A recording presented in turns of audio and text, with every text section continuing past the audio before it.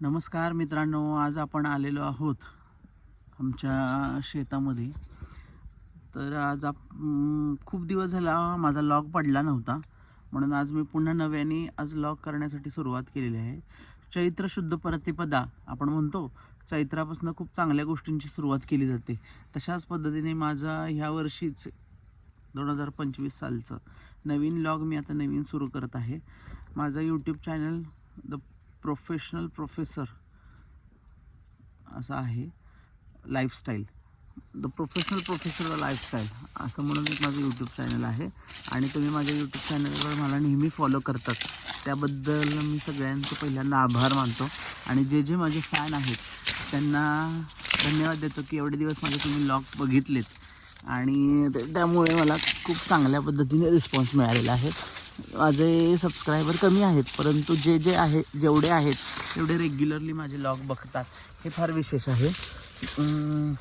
चला तर आज आपण जीवनाबद्दल खूप साऱ्या गोष्टी बघत असतो की या धकाधकीच्या जीवनामध्ये आज आपण जगत असताना खूप गोष्टी अशा हरवून जातात की मला हे करायचं होतं, मला ते करायचं होतं. आपण 60मध्ये गेल्यानंतर आपल्याला समजतं की आपल्याला हे करायचं होतं बाबा आणि ते राहून गेलं. आणि म्हणून मी हा लॉग एक पर्टिक्युलर इन्स्पायरिंग पर्सनसाठी करत आहे. मी पाला काढत मी तुमच्याशी बोलत आहे. ऊसाचा पाला काढत आहे आणि खूप मजा असते शेतामध्ये काम करण्याची. आपलं स्वतःचं शेत असणं ही खूप मोठी गोष्ट आहे, अभिमानाची गोष्ट आहे की आपण शेतकरी देखील आहोत. आपण पर्टिक्युलर प्रोफेशनमध्ये असताना आपण घरातील शेती करतोय याचा एक आनंद वेगळाच असतो. म्हणून आज सांगायचं झालं तर आज आपण थोडंसं जीवनाविषयी बोलणार आहोत. खूप गोष्टी अशा आहेत की राहून जातात, सोडल्या जातात, म्हणून मी हा लॉग आज केलेला आहे.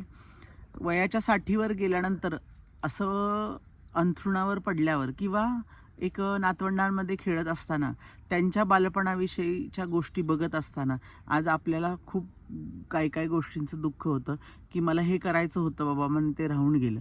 आणि मला हे खरंच करायचं होतं परंतु वेळ नाही मिळाला. म्हणून तरुण जनरेशनसाठी मी हा आज व्हिडिओ बनवलेला आहे की तुम्हाला ज्या गोष्टींबद्दलची जी आवड आहे ती आवड तुम्ही जपलीच पाहिजे, बरोबर आहे की नाही? तर ती आवड जपण्यासाठी तुम्ही स्वतःसाठी वेळ देणं हे खूप गरजेचं आहे. आणि स्वतःसाठी जेव्हा आपण एखादा वेळ देतो त्यावेळी त्याच्यातून मिळणारा जो आनंद आहे तो खूप मोठा असतो की तुम्हाला कधीही औषध गोळ्यांची गरज पडत नाही किंवा कधीही कुठेतरी शांततेच्या ठिकाणी फार्म हाऊसला जायचं आहे बाबा मला आणि मला एन्जॉय करायचं आहे अशाची देखील गरज पडत नाही.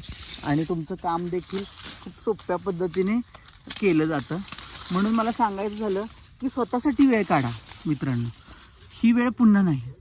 आणि जगात प्रत्येकजण जगत असतो, प्रत्येकजण स्ट्रगल करतो. पगार पाणी असतो, मुलं असतात, त्यांची धावपळ, बायकोची धावपळ, ह्या धकाधकीच्या जीवनामध्ये खूप साऱ्या गोष्टींना आपल्याला फेस करावं लागतं. परंतु स्वतःसाठी वेळ काढणं हे फार गरजेचं आहे, नाहीतर हे दिवस पुन्हा नाही.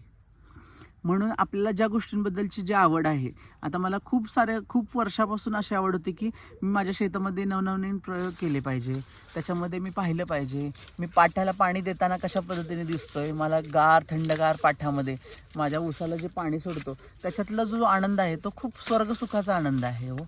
मग हा स्वर्गसुखाचा आनंद ज्या त्या वेळी घेणं महत्त्वाचं आहे की नाही? मग वेळ निघून गेली तर काय करायचं? म्हणून मला म्हणायचं आहे की पूर्वीच्या काळी माणसं 80-90 वर्ष जगत होती, म्हातारपणी रिटायरमेंट आयुष्य जगत होती. आत्ताच तसं नाही आहे. आपण जे ऑर्गॅनिक खाणं जेव्हापासून सोडलेलं आहे तेव्हापासून रोगराईला सुरुवात झालेली आहे. कॅन्सरचं प्रमाण वाढलेलं आहे, हार्ट अटॅकचं प्रमाण वाढलेलं आहे. खूप साऱ्या गोष्टींचं प्रमाण या शहरांच्या विस्तारीकरणामुळे आपल्याला फेस करावं लागतात. खूप साऱ्या आरोग्याचे प्रॉब्लेम्स क्रिएट व्हायला लागलेत. म्हणून आज आपण थोडंसं स्वतःसाठी म्हणून हा लॉग केलेला आहे. म्हणून मला सांगायचं एवढंच आहे की स्वतःसाठी जगलं पाहिजे, नाहीतर जगणं राहून जाईल.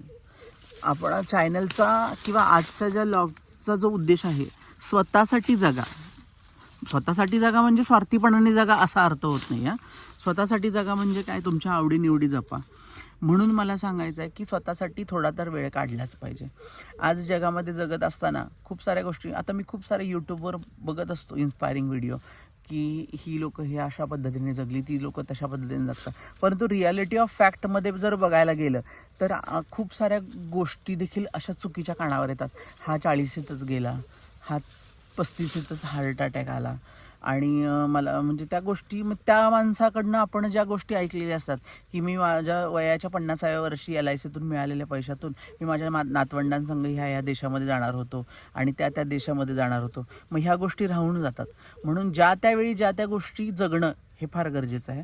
म्हणून तर तुम्ही, मला सांगायचं एवढंच आहे की ज्या त्या वयामध्ये रचना रानडे मॅडम देखील, CA रचना रानडे यांचा जर कोणी व्हिडिओ बघत असेल तर त्या देखील नेहमी कायमच सांगत असतात, त्यांचा फॉर्म्युला आहे 50, 30 आणि 20.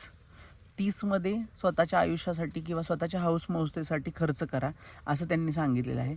आणि खरंच खूप छान आहे, त्या मॅडम खूप चांगल्या पद्धतीने सांगतात की स्वतःच्या आयुष्यामध्ये कशा गोष्टी केल्या पाहिजे. 20% तर तुम्ही सेविंग करणं गरजेचं आहे. जरी जगलाच 60 वर्ष तर रिटायरमेंट नंतर त्या 20%चा एक मेडिकल गोष्टींसाठी किंवा वेगवेगळ्या गोष्टींसाठी, नातवंडांसाठी, आपल्या स्वतःच्या हेल्थसाठी, फिरण्यासाठी उपयोग होऊ शकतो. परंतु जो 30% जो खर्च तुम्ही रियालिटी ऑफ लाईफमध्ये करणार आहात, तर तो रियालिटी ऑफ लाईफमध्ये करण्यासाठी वेळ काढणं फार गरजेचं आहे. बरोबर आहे का नाही? म्हणून स्वतःसाठी वेळ काढणं हे खूप खूप खूप महत्त्वाचं आहे. म्हणून मला एकच गोष्ट सांगायची आहे की स्वतःसाठी वेळ काढा. कारण की या दुनियेमध्ये मुलं खूप साऱ्या गोष्टी, आता खूप साऱ्या टेक्नॉलॉजी आपापल्या इथं डेव्हलप होतात.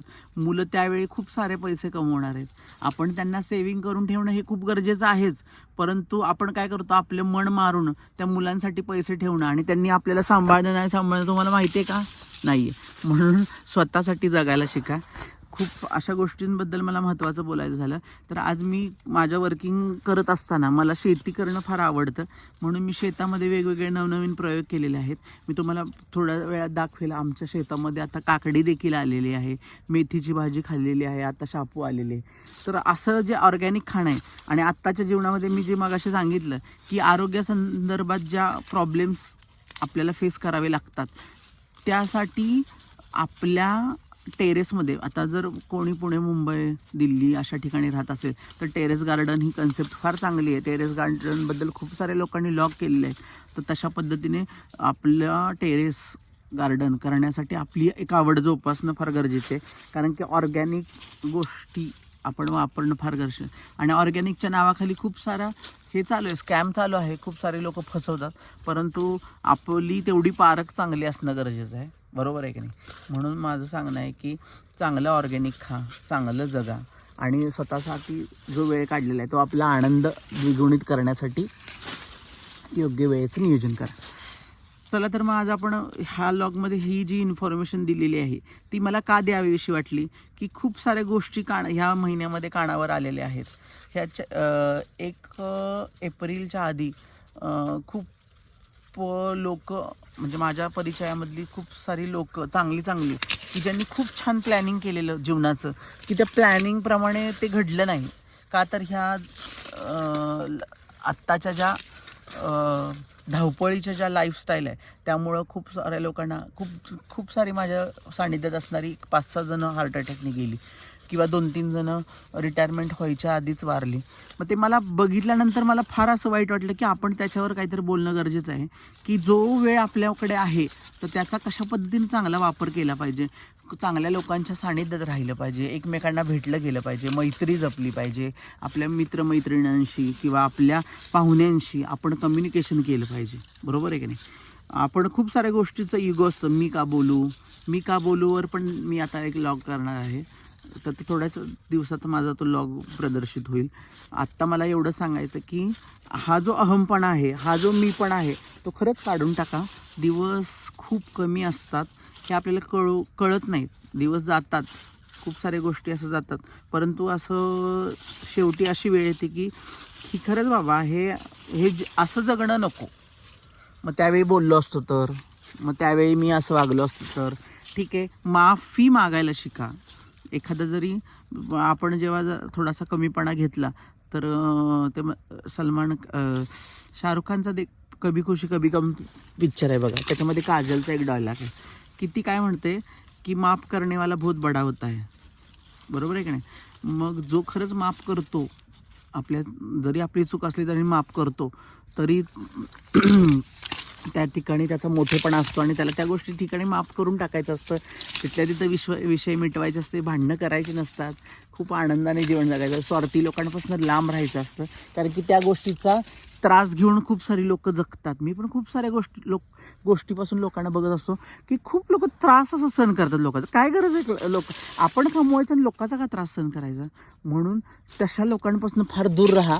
जर पण सारख्या त्याच गोष्टी घडत असतील आणि तुम्ही बळाने त्याच लोकांना चिटकत असाल तर ती पण गोष्ट फार चुकी आहे. त्या ठिकाणी तुमची खूप मोठी चुकी आहे की तुम्हाला माणसं कळाली नाही. म्हणून त्या लोकांपासून दूर राहा, त्या लोकांपासून लांब राहा जी लोक त्रास देतात, ज्यांना खरंच आयुष्यात काही कळालेलं नाही आहे, अशा लोकांपासून खूप दूर राहा आणि चांगलं आयुष्य जगा. मस्त मी आता घरून शर्ट घालून आलतो चांगला BMWचा, परंतु आता ऊसाला पाणी पाजता बघा खराब झालेला आहे. त्याच्यावर मी पांढरा दुसरा एक शर्ट घातलेला आहे, कारण की ऊस खूप कापतो आणि आमचा ऊस बघू शकता का 86-032 खूप चांगल्या पद्धतीने लागण झालेली आहे. आणि आपण हे जे जीवन जगत आहे त्याच्यात खरंच आपण समाधानी आहे आणि असंच समाधानी जगत आपल्याला जगायचं आहे. मला माहीत नाही की मी 60 वर्ष जगेल का नाही, परंतु जेवढं जगेल तेवढं चांगलं जगेल आणि माझ्याकडून कुणालाही त्रास होणार नाही. तुम्ही बघू शकता आता इथे आमच्या झाडाला कशी केळी लागलेली आहेत आणि आता पाणी सोडलेलं आहे. बघू शकता पाट कसा. आणि ही उन्हाळ्यातली चाफ्याची फुलं आणि विहिरीचं आमच्या बांधकाम ह्याच वर्षी केलेलं आहे. आणि ऊन फार असल्यामुळे छत्री, पाण्याची बॉटल, डिहायड्रेशन होऊ नये म्हणून घेऊन आलेलं आहे. आणि या ठिकाणी आमच्या मम्मीने काकडीचं बी टोकलेलं आहे आणि ह्या काकडी बघा कशी मस्त काकडी कवळी, भरपूर अशा काकड्या लागलेल्या आहेत. अर्धा किलो काकड्या आता तोडणार आहे मी आणि मस्तपैकी संध्याकाळी आज कोशिंबिरीचा बेत आहे. आणि असाच आमचा लॉग नेहमी बघत जावा.